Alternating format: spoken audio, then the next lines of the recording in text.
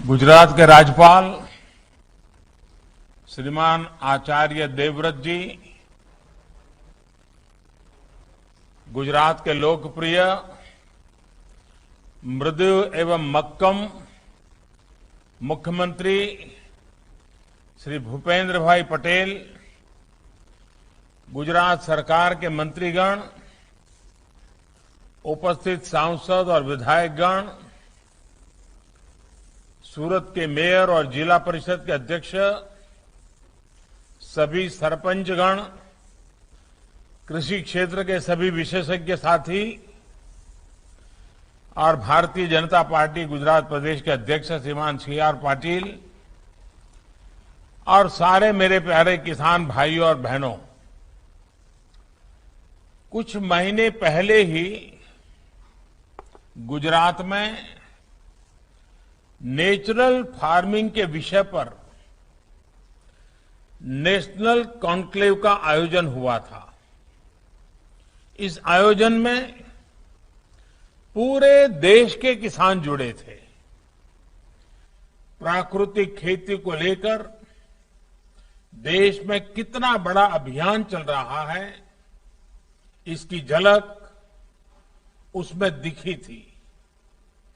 आज एक बार फिर सूरत में ये महत्वपूर्ण कार्यक्रम इस बात का प्रतीक है कि गुजरात किस तरह से देश के अमृत संकल्पों को गति दे रहा है। हर ग्राम पंचायत में 75 किसानों को प्राकृतिक खेती से जोड़ने के मिशन में सूरत की सफलता पूरे देश के लिए एक उदाहरण बनने जा रही है। और इसके लिए અને સુરતના લોકોને વિશેષ અભિનંદન આના માટે, સુરતના ખેડૂતોને અભિનંદન, સરકારના સૌ સાથીઓને અભિનંદન। मैं प्राकृतिक कृषि सम्मेलन के इस अवसर पर इस अभियान से जुड़े हर एक व्यक्ति को, अपने सभी किसान साथियों को अनेक अनेक शुभकामनाएं देता हूं। जिन किसान साथियों को, सरपंच साथियों को आज सम्मानित किया, मैं उन्हें भी हार्दिक बधाई देता हूं। અને ખાસ કરીને ખેડૂતોની સાથે સાથે આ સરપંચોની ભૂમિકા પણ બહુ જ વખાણવા જેવી છે। એમણે આ બીડું ઉઠાવ્યું છે અને એટલા માટે આ બધા સરપંચ ભાઈ બહેનો પણ એટલા જ અભિનંદનના અધિકારી છે। ખેડૂતો તો છે જ, साथियों, आजादी के 75 साल के निमित्त देश ने ऐसे अनेक लक्ष्यों पर काम करना शुरू किया है जो आने वाले समय में बड़े बदलावों का आधार बनेंगे। अमृत काल में देश की गति प्रगति का आधार सबका प्रयास की वो भावना है जो हमारी इस विकास यात्रा का नेतृत्व कर रही है। विशेष रूप से गांव, गरीब और किसान के लिए जो भी काम हो रहे हैं, उनका नेतृत्व भी देशवासियों और ग्राम पंचायतों को दिया गया है। मैं गुजरात में प्राकृतिक खेती के इस मिशन को लगातार करीब से देख रहा हूं અને પ્રગતિ જોઈને મને ખરેખર આનંદ થાય છે। અને ખાસ કરીને ખેડૂત ભાઈઓ બહેનોએ આ વાતને પોતાના મનમાં ઉતારી છે, દિલથી લીધી છે। એનાથી કોઈ બીજો રૂડો અવસર જ ના હોઈ શકે। सूरत में हर गांव पंचायत में 75 किसानों का चयन करने के लिए ग्राम समिति, तालुका समिति और जिला समिति बनाई गई। गांव स्तर पर टीमें बनाई गई, टीम लीडर बनाए गए, तालुका पर नोडल ऑफिसर्स की जिम्मेदारी दी गई मुझे बताया गया है कि इस दौरान लगातार ट्रेनिंग प्रोग्राम्स और वर्कशॉप का आयोजन भी किया गया और आज इतने कम समय में 550 से ज्यादा पंचायतों से 40,000 से ज्यादा किसान प्राकृतिक खेती से जुड़ चुके हैं। यानी एक छोटे से इलाके में इतना बड़ा काम, ये बहुत अच्छी शुरुआत है। ये उत्साह जगाने वाली शुरुआत है और इससे हर किसान के दिल में एक भरोसा जगता है। आने वाले समय में आप सभी के प्रयत्नों, आप सभी के अनुभवों से पूरे देश के किसान बहुत कुछ जानेंगे, समझेंगे, सीखेंगे। सूरत से निकला नेचुरल फार्मिंग का मॉडल पूरे हिंदुस्तान का मॉडल भी बन सकता है। भाइयों और बहनों, जब किसी लक्ष्य को प्राप्त करने के लिए देशवासी खुद संकल्पबद्ध हो जाते हैं तो उस लक्ष्य की प्राप्ति में हमें कोई रुकावट नहीं आती है, न हमें कभी थकान महसूस होती है। जब बड़े से बड़ा काम जन भागीदारी ताकत से होता है तो इसकी सफलता खुद देश के लोग सुनिश्चित करते हैं। जल जीवन मिशन का उदाहरण हमारे सामने है। गांव गांव साफ पानी पहुंचाने के लिए इतने बड़े मिशन की जिम्मेदारी देश के गांव और गांव के लोग, गांव में बनी पानी समितियां, यही तो सब लोग संभाल रहे हैं। स्वच्छ भारत जैसा इतना बड़ा अभियान जिसकी तारीफ आज सभी वैश्विक संस्थाएं भी कर रही हैं, उसकी सफलता का भी बड़ा श्रेय हमारे गांवों को है। इसी तरह डिजिटल इंडिया मिशन की असाधारण सफलता भी उन लोगों को देश का जवाब है जो कहते थे गांव में बदलाव लाना आसान नहीं है। ये मन बना लिया था लोगों ने, भाई गांव में तो ऐसे ही जीना है, ऐसे ही गुजारा करना है, गामड़ा में कहीं बदल था नहीं, आऊ मानी बैठा था। हमारे गांवों ने दिखा दिया है कि गांव न केवल बदलाव ला सकते हैं बल्कि बदलाव का नेतृत्व भी कर सकते हैं। प्राकृतिक खेती को लेकर देश का ये जन आंदोलन भी आने वाले वर्षों में व्यापक रूप से सफल होगा।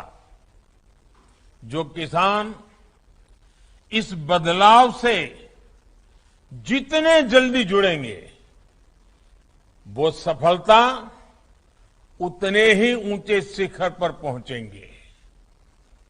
साथियों, हमारा जीवन, हमारा स्वास्थ्य, हमारा समाज, सबके आधार में हमारी कृषि व्यवस्था ही है। આપણે ત્યાં કહે ને અન્ન એવો ઓળકાર।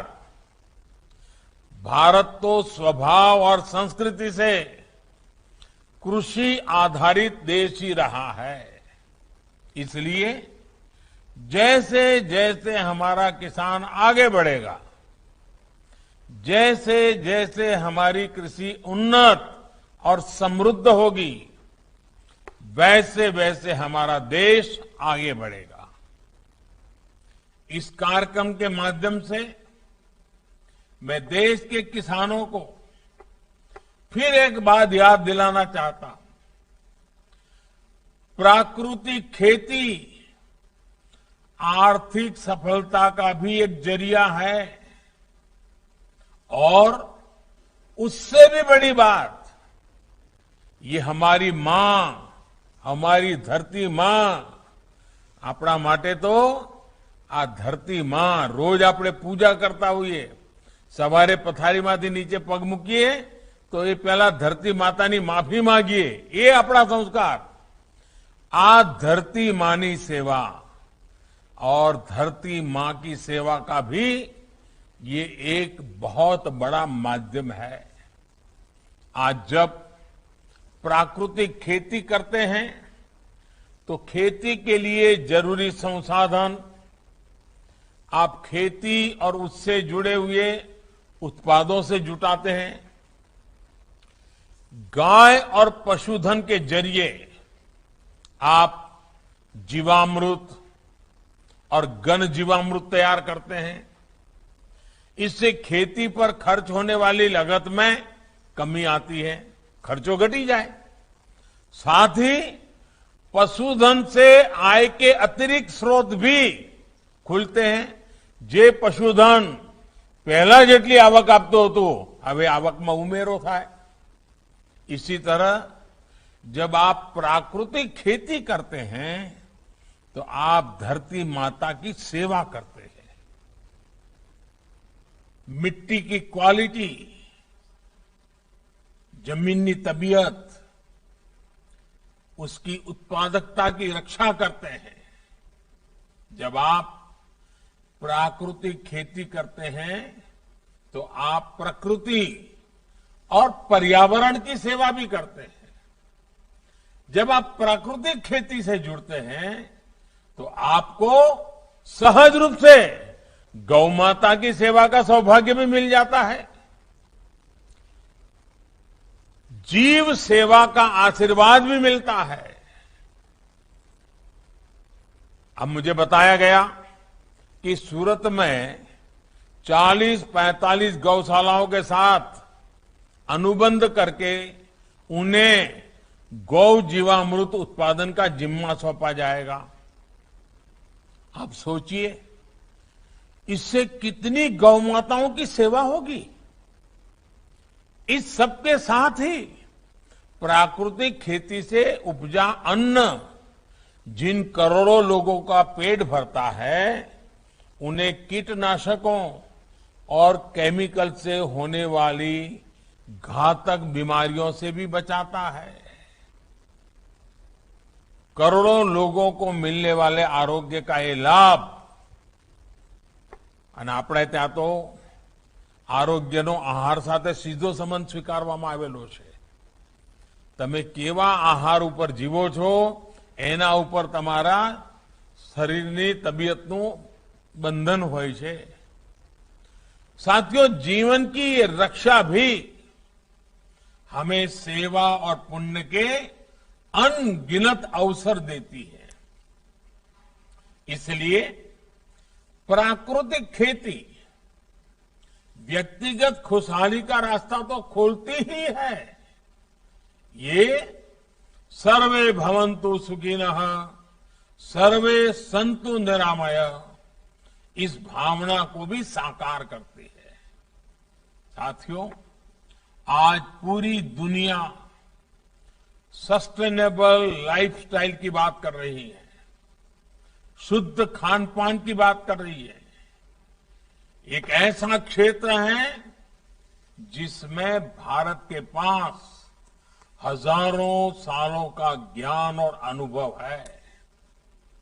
हमने सदियों तक इस दिशा में विश्व का नेतृत्व किया है. इसलिए आज हमारे पास अवसर है कि हम प्राकृतिक खेती जैसे अभियानों में आगे आकर कृषि से जुड़ी वैश्विक संभावनाओं का काम सभी तक लाभ पहुंचाएं. देश इस दिशा में पिछले 8 सालों से गंभीरता से काम कर रहा है. परंपरागत कृषि विकास योजना और भारतीय कृषि पद्धति जैसे कार्यक्रमों के जरिए आज किसानों को संसाधन, सुविधा और सहयोग दिया जा रहा है.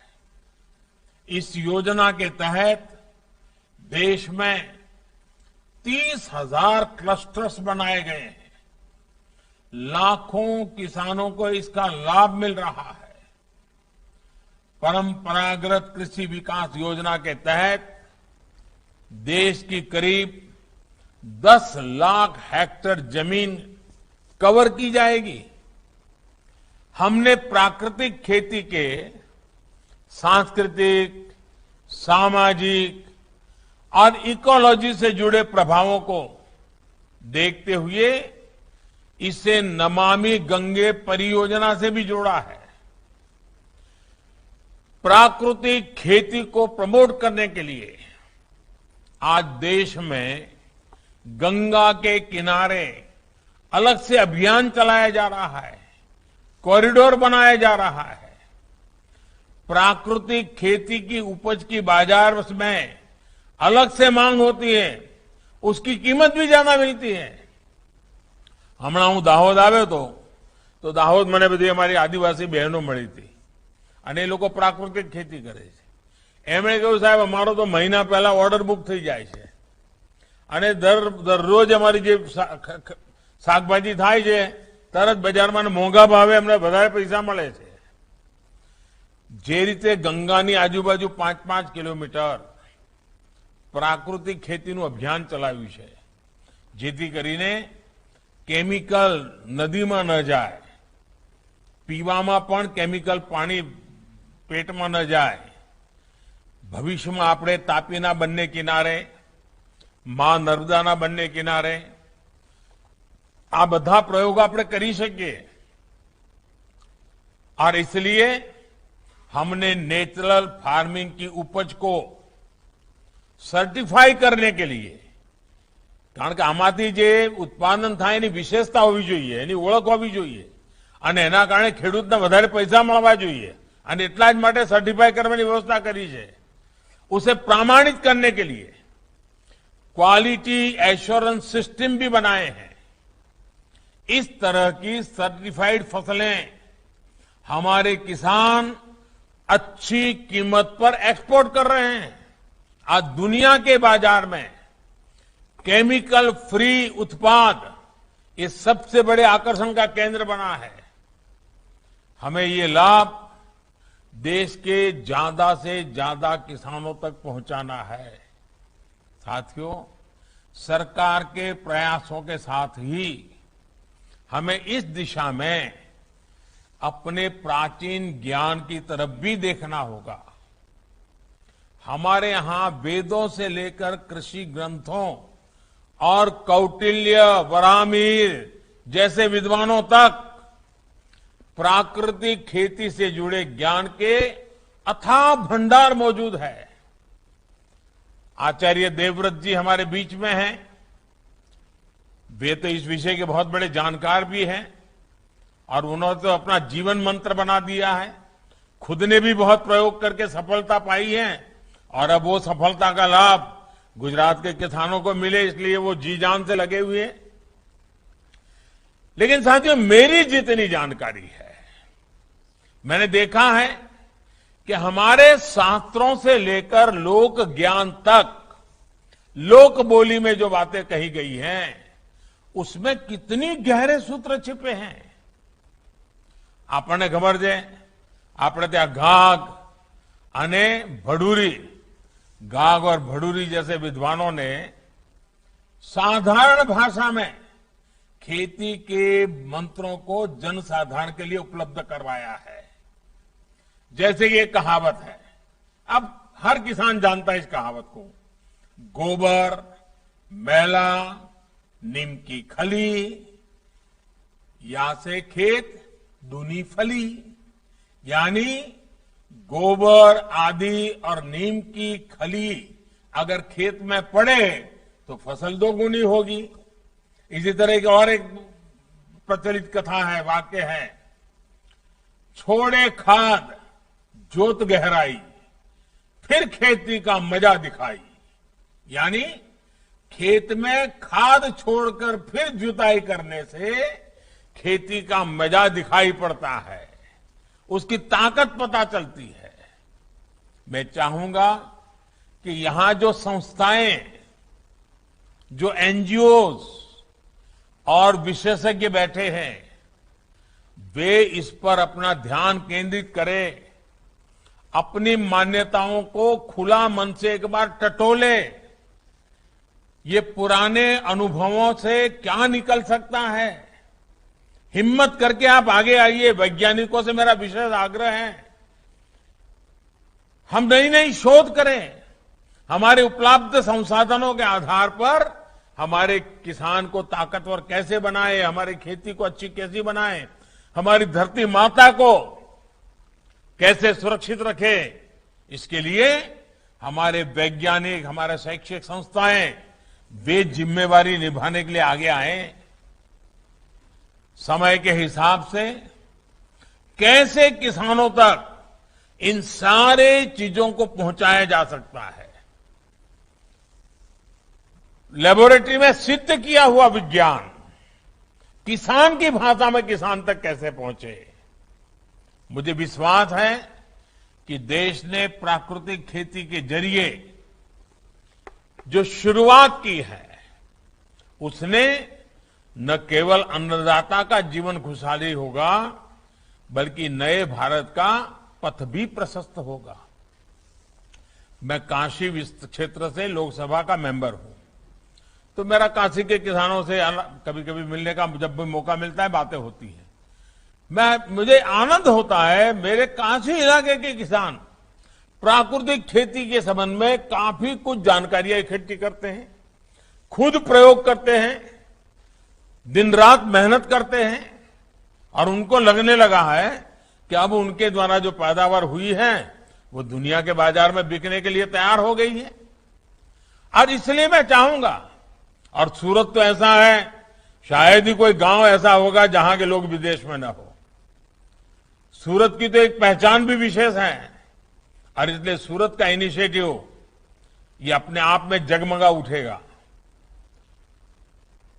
साथियों, आपने जो अभियान उठाया है, हर गांव में 75 किसान, और मुझे पक्का विश्वास है कि आज भले 75 का आपने लक्ष्य तय किया है, हर गांव में 750 किसान तैयार हो जाएंगे, देखना। और एक बार पूरा इलाका इस काम के लिए हो जाएगा, तो दुनिया के जो खरीदार है ना, वो हमेशा एड्रेस ढूंढते ढूंढते आपके पास ही आएंगे कि भाई यहां पर केमिकल नहीं है, दवाइयां नहीं है, सीधा साधा प्राकृतिक उत्पादन है।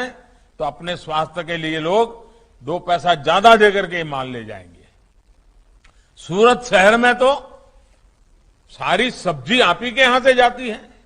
अगर सूरत शहर को पता चलेगा कि आपकी सब्जी प्राकृतिक खेती की है, मैं पक्का मानता हूं कि हमारे सूरती लोग इस बार का उद्यू तुम्हारी प्राकृतिक खेती नहीं है, सब्जी में बनाव था शियाला में जो અને પછી બોર્ડ માર દે સુરત વાળા તો કે ભાઈ પ્રાકૃતિક ખેતી વાળી સબ્જીનું ઉદ્યું। તમે જોજો કે નવું બજાર ઉભું થઈ રહ્યું છે। સુરતની પોતાની તાકાત છે, અને સુરત એકવાર બરાબર જો એને પહેલ પાડી દે ને, જેમ ડાયમંડ ને પાડે છે એમ, તો બધા લોકો સુરતમાં આ જે અભિયાન ચાલુ રહ્યું છે એનો લાભ લેવા આગળ આવશે। આપ સૌ વાત કરવાનો મોકો મળ્યો, આટલું સરસ તમે અભિયાન ઉપાડ્યું છે, ફરી અભિનંદન આપું છું। और इसी के साथ आप सभी का एक बार फिर से बहुत बहुत धन्यवाद, बहुत बहुत शुभकामनाएं।